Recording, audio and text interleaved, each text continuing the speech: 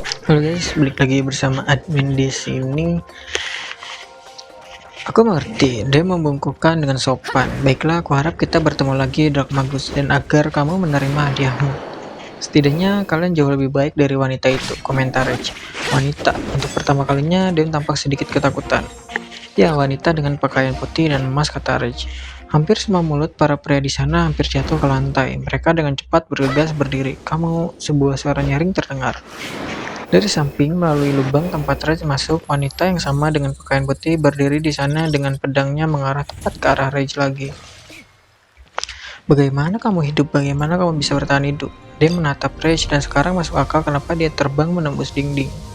Mungkin itu seharusnya menjadi pertanyaan pertama yang dia tanyakan, namun sebaliknya dia sekarang malah semakin kagum pada magus kegelapan.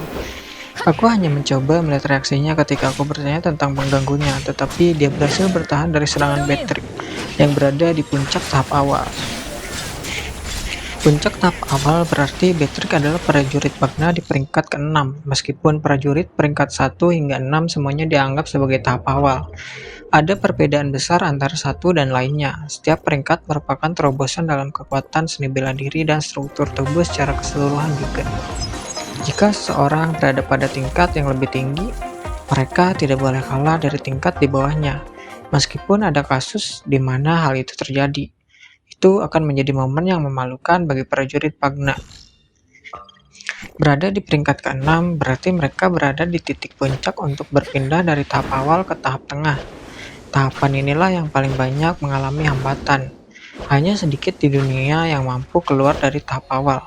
Itulah sebabnya Patrick yang berada di peringkat ke-6 bisa dibilang adalah salah satu petarung terkuat yang pernah ada. Dia bisa mengalahkan seluruh skuadron dan klan kecil jika dia mau.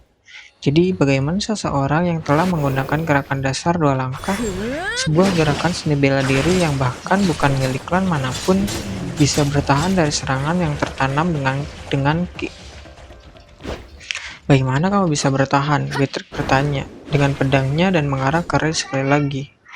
Pikiran yang sama juga terlintas di kepala Dem saat dia terbang melewati gedung sebelumnya.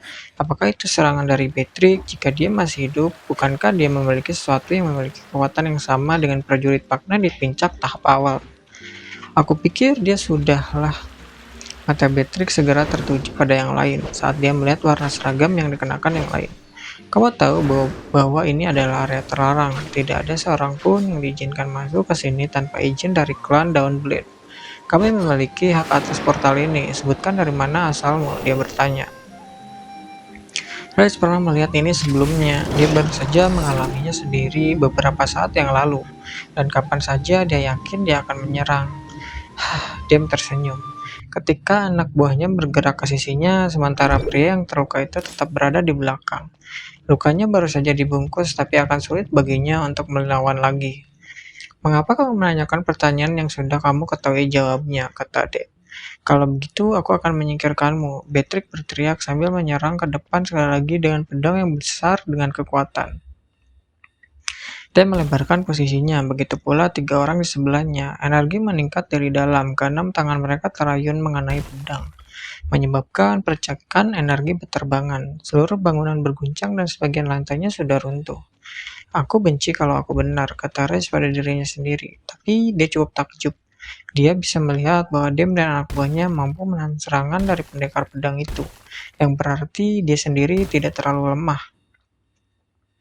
Siapapun yang menonton ini, Rage tahu satu hal. Jika dia berkelahi dengan salah satu dari mereka, bahkan orang-orang di sisi Dem, Rage bukanlah tandingan mereka. Kekuatan yang digunakan saat ini mendekati kekuatan sihir bintang 4. Keluar dari sini, magus kegelapan, teriak Dem sambil menoleh ke belakang.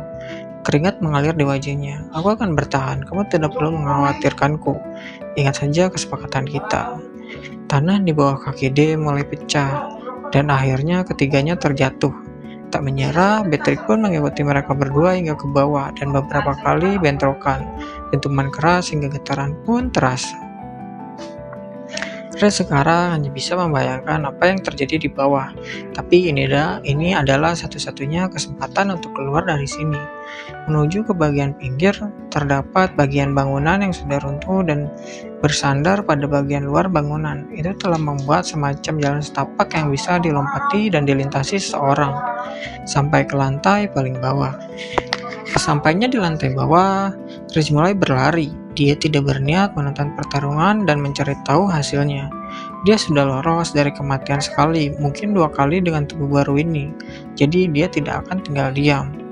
Melihat tangga di depan, dia tahu dia berada di jalan yang benar, tapi ada sesuatu yang menarik perhatiannya. Astaga, Rich sedang berdiri di lapang yang penuh dengan bintang buas yang mati.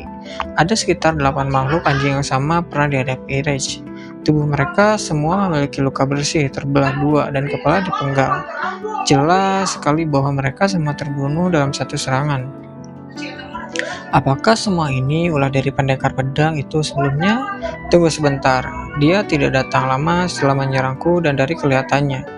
Rage bergegas mendekat dan segera mulai menggali ke dalam tubuh monster. Dia mencari-cari sampai mengeluarkan kristal berdarah dan mengangkatnya ke cahaya. Dia tidak mengeluarkan kristalnya, ini bagus. Aku khawatir masuk ke portal ini akan sia-sia. Jika aku baru saja kembali dengan 1 kristal, tapi sekarang, tanpa membuang waktu, Rich dengan cepat memeriksa setiap anjing tersebut. Dari ledakan keras yang terdengar di belakangnya, kuda kelompok itu masih saling bertarung. Akankah ada kesempatan seperti ini lagi untuknya? Setelah mengumpulkan ke-8 kristal, Rage ini memiliki 9 kristal yang dimilikinya. Dia tidak bisa menggunakannya di sini, jadi sudah waktunya untuk dia kembali. Terengah-engah dan terengah-engah, dia berlari menuruni tangga, melintasi jalan berbatu dan melihat sekeliling. Dia bisa melihat landmark dari sebelumnya. Dengan cepat sambil mengintip dari balik bahunya, dia mulai menggambar ulang lingkaran sihir. Ada cukup banyak kotoran di tanah sehingga bisa berfungsi. Suara perkelahian telah berhenti. Apakah itu berarti salah satu dari mereka menang? Jika ada, itu berarti aku harus mempercepatnya, pikir Rage. Akhirnya lingkaran sihir telah selesai dan dia mengaktifkannya, menyalakannya dengan sebagian dari sihirnya. Portal terbuka tepat di depannya dan dia melihat ke belakang sekali lagi. Kau bilang kita akan bertemu lagi, tapi aku tidak terlalu yakin tentang itu. Kurasa kita harus melihatnya dulu, Rage berkata. Saat dia melangkah melewati portal, seluruh tubuhnya menghilang bersamanya. Portal tersegel di belakangnya. Beberapa saat kemudian, Patrick mendarat kembali di platform bawah di luar. Dia memiliki kerutan besar di wajahnya dan beberapa pakaian robek. Bajingan-bajingan kotor itu, seru Patrick. Aku tidak percaya mereka akan menggunakan metode murahan untuk melarikan diri. Aku seharusnya tidak mengharapkan apapun dari orang-orang itu.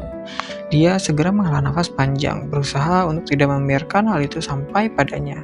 Setidaknya aku bisa mengumpulkan kristal-kristal itu dan mendapatkan koin selagi aku di sini. Itu satu-satunya hal yang membuat perjalanan ini berharga.